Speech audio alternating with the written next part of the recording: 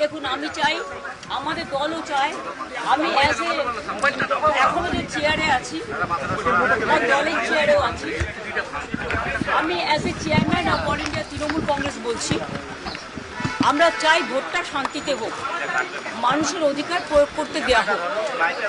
কিন্তু বিশেষ করে কতগুলো অবজারভার নিয়ে আসা হয়েছে বিভিন্ন জায়গা থেকে, এবং অনেক পুলিশ অফিসার নিয়ে আসা হয়েছে যারা বাংলাকে বোঝেন।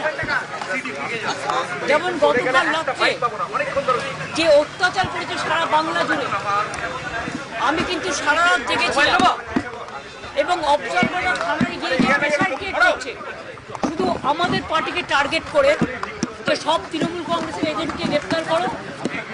ব্লক প্রেসিডেন্ট, আমার ইউথের ব্লক প্রেসিডেন্টকে সকালেও অ্যারেস্ট করেছিল, আমাকে একজন চেতলায় লিখে হয়েছিল, থানায় আমি যাইনি, ববেই গিয়ে ছাড়িনি। এইভাবে বাবাইয়ের বাড়িতে কালকে রাত্রিবেলা, বাবাই এটা 17 নম্বর ওয়ার্ডের কাউন্সিলর, এত পপুলার ছেলে এই এলাকায়, তার বাড়িতে গিয়ে রাত্রি 2টোর সময় CRPF force, without state police, without local police, they attacked his house. এবং ওর বউ একা বাড়িতে ছিল বাচ্চাকে নিয়ে।